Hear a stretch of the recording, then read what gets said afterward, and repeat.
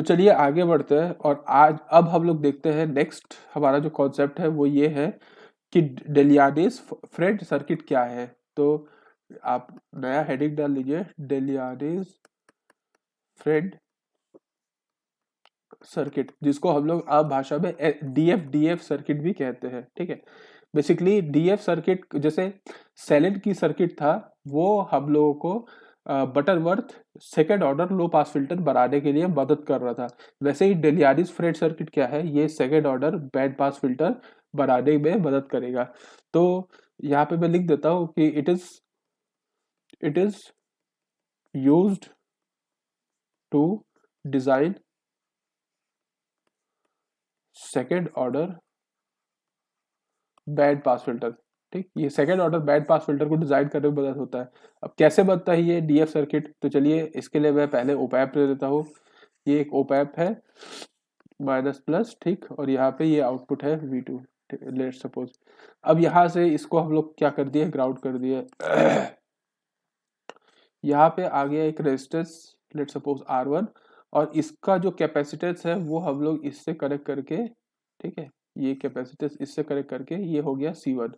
ठीक, और उसके बाद यहाँ पे हम लोग क्या कर दिए, यहाँ पे एक कैपेसिटेंस ले लिए C2, और इसका जो रेजिस्टेंस है वो यहाँ पे ले लिया अपन R2, और इसको कनेक्ट कर दिया। ठीक, ठीक, और इसके बाद इसको हम लोग कनेक्ट कर दिए इसमें। आप लोगों को अगर थोड़ा थोड़ा ध्यान आएगा तो ये समझ में आएगा कि आपका यहाँ पे यहाँ पे अपन इनपुट दे दिए। तो अब थोड़ा सा ध्यान देंगे तो आप देखेंगे यहाँ पे आपको आर और सी सर्किट है, और यहाँ पे आपको सी और आर सर्किट है। तो आपको कहीं ना कहीं ये दिख रहा है क्या कि ये कहीं ना कहीं इसमें लो पास फिल्टर और हाई पास फिल्टर छुपा हुआ है। तो आप इसमें जो देख पा रहे हैं यहाँ पे आर सी सर्किट और सी और आर सर्किट है। यहाँ पे आपको ये बैंड पास फिल्टर ही है, ठीक है, लो पास फिल्टर और हाई पास फिल्टर का कास्केडिंग किया गया है। यहाँ पे इसको अपन मान के चलते हैं ये नोड 1 है और ये नोड 2 है, ठीक है, जिसमें यहाँ पे जो वोल्टेज है वो Vx है।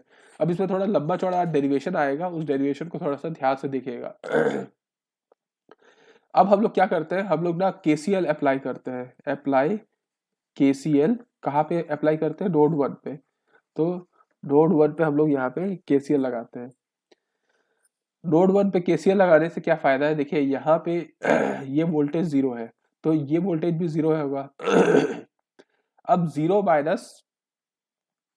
माइनस पहले तो यहाँ से यहाँ लेफ्ट साइड लेते हैं, तो 0 minus Vx bye 1 by C2s ये होगा, क्योंकि कैपेसिटर्स को 1 बाय CS से रिप्रेजेंट करते हैं। ठीक, उसके बाद प्लस 0 माइनस, इसको हम लोग उधर लेके चलते हैं तो यहाँ पे आता है V2 डिवाइडेड बाय R2। ठीक, और इसको इक्वेट कर देते हैं 0 के साथ।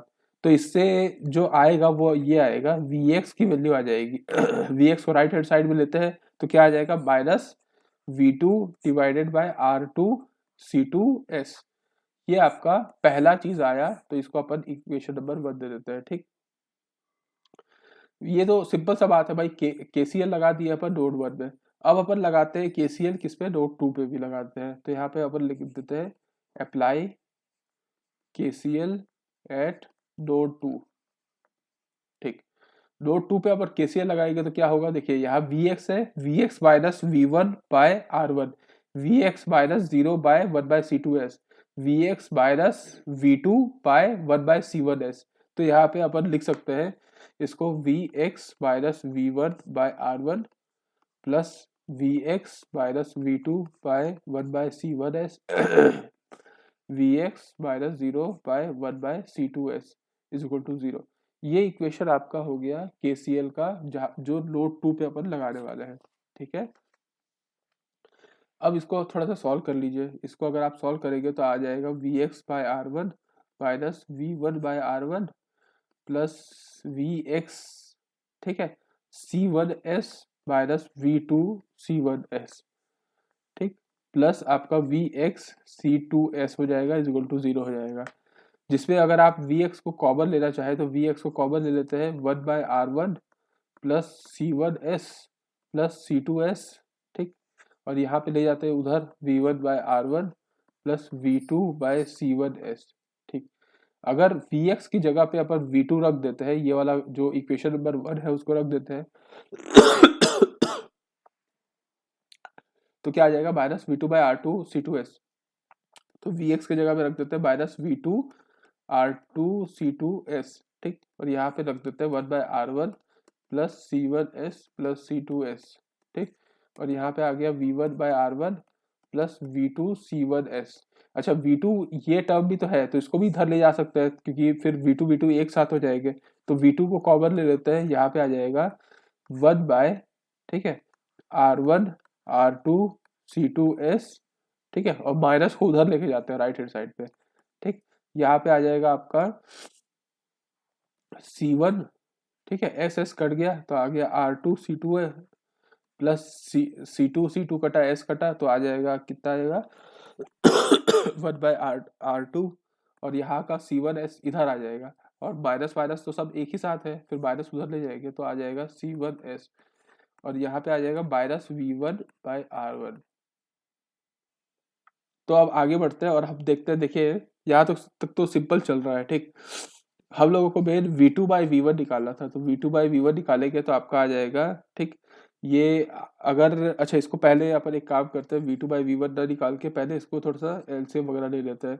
तो यहाँ पे आपका आ गया R1 R2 C2S, इसको अपन कॉमन ले लेते हैं, तो यहाँ पे आ जाएगा 1 प्लस यहाँ पे R2 C2 तो है, R2 C2 R1S चाहिए, तो R1 C1S प्लस यहाँ पे R2 है, मतलब R1 C2S चाहिए, तो यहाँ पे लिख देते हैं R1 C2S प्लस यहाँ पे C1S है, तो यहाँ पे R1 R2 C1 C2S square, ये हो जाएगा। और यहाँ पे आ जाएगा माइनस V1/R1 ठीक। उसके बाद आगे बढ़ते हैं और अब देखते हैं V2/V1 को ले लेते हैं, V2/V1। तो यहाँ पे आपका देखिएगा, ये ऊपर चला जाएगा, ये नीचे आ जाएगा। अच्छा, R1 तो कैंसिल भी हो जाएगा, तो यहाँ पे ऊपर में आ जाएगा V2/V1 की वैल्यू हो जाएगी minus R2 C2S divided by, देखिए यहाँ पे 1 R1 R2 C1 C2S square लिख लेते हैं, S को कॉमन ले लेते हैं, R1 C1 plus R1 C2 plus 1, ये हो गया आपका V2/V1। अब आप देखिए न्यूमैरेटर और डिनोमिनेटर दोनों को R1 R2 C1 C2 से यहाँ पे लिख देता हूँ, divide numerator and denominator by R1 R2 C1 C2। क्यों? क्योंकि हम लोगों को स्टैंडर्ड ट्रांसफर फंक्शन से इक्वेट कर रहा है, और स्टैंडर्ड ट्रांसफर फंक्शन में एस स्क्वायर में कोफिशिएंट नहीं नहीं होता है। तो यहाँ पे अपन लिख सकते हैं V2/V1 इज इक्वल टू, आपका आ गया R2 C2S है, उसको डिवाइड कर रहा है अपन को R1 R2 C1 C2 से, तो R2 C2 तो कट जाएगा, R1 C1 बच जाएगा। तो यहाँ पे लिख देता है माइनस 1/R1 C1S, ठीक, डिवाइडेड बाय, क्योंकि S तो रहेगा ही, और यहाँ पे रहेगा S square plus S R1 C1, ठीक है, प्लस R1 C2, ठीक, डिवाइडेड बाय आपका क्या रहेगा R1 R2 C1 C2, ठीक है। और यहाँ पे आ जाएगा 1/R1 R2 C1 C2, ठीक। ये आपका टोटल टर्म हो गया V2/V1। ये कर क्या रहे हैं हम लोग हम लोग इस सर्किट का V2/V1 निकाल रहे हैं, ओवरऑल आउटपुट बाय इनपुट हम लोग निकालने की कोशिश कर रहे हैं, जो यहाँ तक हम लोग लेके आ पाए, ठीक। ओके, इसके बाद नेक्स्ट क्या होगा हमारा, देखिए यहाँ पे अगर ये ट्रांसफर फंक्शन, ये जो आपको दिख रहा होगा, ये ट्रांसफर फंक्शन है किसका, आपका डेलियानीज फ्रेंड सर्किट का ट्रांसफर फंक्शन है, ठीक। अब अगर आप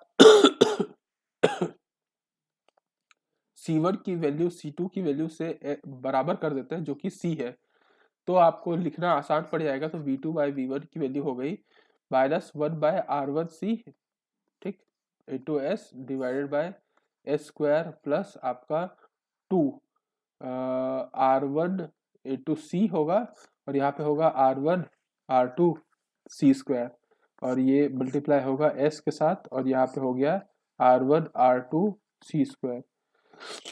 और इससे फायदा क्या होगा, R1 और C तो कट जाएगा, R1 और C कट जाएगा, तो आपको आएगा क्या आंसर देखिएगा, -1/R1C into S divided by S square plus 2/R2C S plus 1/R1R2C square. अब इसको ना देखिए, अब ये तो ट्रांसफर फंक्शन हो गया V2/V1 का, इसको हम लोग क्या करने वाले हैं, कंपेयर करने वाले हैं, ठीक है। तो comparing with standard band pass filter, जो बैंड पास फिल्टर का ट्रांसफर फंक्शन होता है उसके साथ कंपेयर करेंगे। तो उसका ट्रांसफर फंक्शन याद है आपको? अगर याद नहीं होगा तो लिख देता हूँ, T S equal to minus omega N by Q होता है divided by S square plus omega N by Q, ठीक है, आपका S plus omega N square होता है। ये स्टैंडर्ड ट्रांसफर फंक्शन होता है। इसमें सबसे पहले आप ओमेगा एन को कंपेयर करिए, तो आपको ओमेगा एन की वैल्यू आ जाएगी, ओमेगा एन की वैल्यू आ जाएगी 1/R1 R2 तो है, C स्क्वायर है, तो आपका C बाहर आ जाएगा, C √R1 R2। ये है नेचुरल फ्रीक्वेंसी किसकी, आपकी उस डेलियानीज फ्रेड सर्किट की। ओमेगा एन बाय क्यू को अगर आप कंपेयर करेंगे तो ओमेगा एन बाय क्यू आपका यहाँ पे 2/R2C आएगा, तो 2/R2C, और ओमेगा एन की वैल्यू खुद 1 जैसे अगर आप इसको रख दें, ओमेगा एन की वैल्यू अगर आप रखना चाहे 1/C R1 R2, और Q तो रहेगा ही साथ में, तो यहाँ पे आ जाएगा 2R2C, तो C कटा, और अगर आपको Q निकालना है तो Q आपका आ जाएगा 1/2R2/R1। ये है आपका क्वालिटी फैक्टर किसका, DF सर्किट का। ठीक, quality factor half into √R2/R1। और इसका अगर आपको बैंडविड्थ निकालने बोलता है तो बैंडविड्थ होता है omega N by Q, omega N by Q होता है, तो ओमेगा एन बाय क्यू का इसका बैंडविड्थ है, ओमेगा एन बाय क्यू क्या है, 2/R2C, तो 2/R2C इसका बैंडविड्थ होगा। तो ये है आपका नॉर्मल, क्या बोलते हैं, DF सर्किट। तो अगर ये समझ में आ गया होगा तो अब आपको मैं बता रहा हूँ, इसी सर्किट का नॉर्मलाइज फॉर्म में निकाला जा सकता है, ठीक है।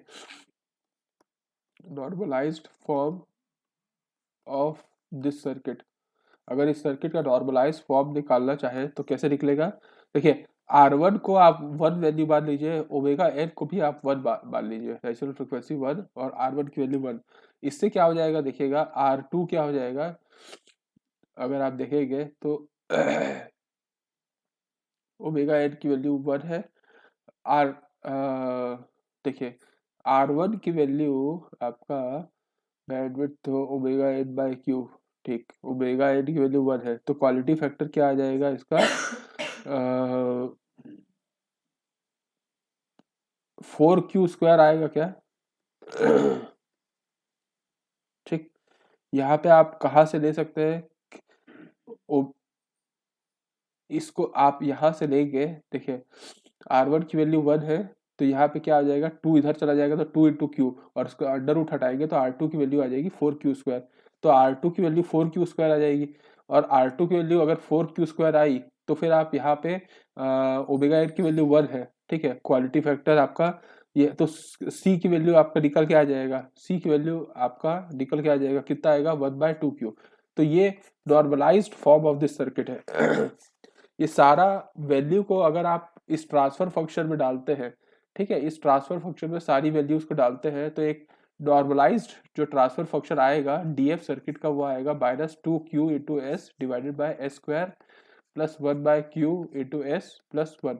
ये आप वैल्यू को, ये सारी वैल्यू को इसमें पुटअप करेंगे तो आपका ये आंसर आ जाएगा, ठीक है।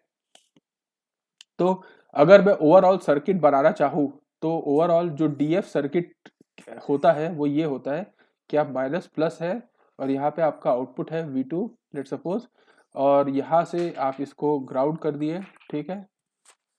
अब यहाँ पे आपका एक रेजिस्टेंस आता है और यहाँ पे इसका एक कैपेसिटेंस आता है, ठीक, ये कैपेसिटेंस आ गया, और यहाँ पे कैपेसिटेंस है, और यहाँ पे ये रेजिस्टेंस आ गया, ठीक है, और ये आपका आ गया।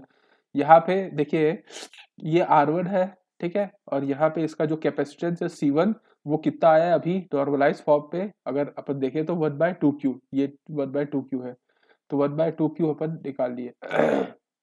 उसके बाद यहाँ पे जो कैपेसिटेंस है, ये कैपेसिटेंस C2, वो भी क्योंकि दोनों को अपन बराबर माने थे तो ये भी 1/2Q हो जाएगा। और यहाँ पे जो रेजिस्टेंस है R2, ये R2 अभी हम लोग जस्ट देखें 4Q², तो यहाँ पे इसकी वैल्यू है 4Q²। सर्किट वही है, बस आपका उसकी वैल्यूज को मैं रख दिया। इस सर्किट को यहाँ पे इसको अपन इनपुट दे देते हैं, ठीक। तो यहाँ पे आपका आ गया, ये जो आपको सर्किट दिख रहा होगा ये डेलियारीज फ्रेड सर्किट है, जो कि एक second order band pass filter को डिजाइन करता है। इसमें भी लो पास फिल्टर और हाई पास फिल्टर का कास्केडिंग हो रखा है, ठीक है। इसी सर्किट को अगर मैं ऐसा आपको बनाना चाहूँ तो क्या मैं बना सकता हूँ, क्या देखिएगा, इस रेजिस्टेंस को मैं हटा दिया, ठीक, ज्यादा ही हट गया, ठीक। और ये कैपेसिटेंस को भी मैं थोड़ा सा हटा दिया, ये इस सर्किट को मैं थोड़ा सा ऐसे वापस बना देता हूँ, ठीक। यहाँ से अपन क्या लिए थे, यहाँ से एक कैपेसिटेंस लिए थे जो आउटपुट पे कनेक्टेड था, तो मैं एक काम करता हूँ, यहाँ से एक कैपेसिटेंस लेता हूँ और आउटपुट पे कनेक्ट कर देता हूँ, और एक रेजिस्टेंस यहाँ से जो कनेक्टेड था आउटपुट पे वो भी यही था, तो क्यों ना उसको एक साथ कनेक्ट कर देता हूँ, तो यहाँ पे मैं रेजिस्टेंस को कनेक्ट कर दिया। ये वही आपका वो है 1/2Q कैपेसिटेंस, और ये वही है 4Q² वाला रेजिस्टेंस। तो जनरली डीएफ सर्किट को कुछ ऐसे तरीके से भी दिखाया जा सकता है, सेम है, उसको दो अलग अलग वायर से जोड़ा उसके बजाय दोनों को एक ही वायर से कनेक्ट कर दिया, तो ये आपका नॉर्मली डेलियारीज फ्रेड सर्किट है, ठीक है। ये इसका ट्रांसफर फंक्शन है माइनस जो आपका नॉर्मलाइज ट्रांसफर फंक्शन आया था, ठीक है। ठीक, तो इसका जो कर्व बनने वाला है वो कैसा बनने वाला है, वो कुछ कर्व ऐसा ऐसा और ऐसा फ्लैट टाइप का कर्व इसका बनेगा। ठीक है, तो ये है आपका ओवरऑल डेलियानीज फ्रेड सर्किट।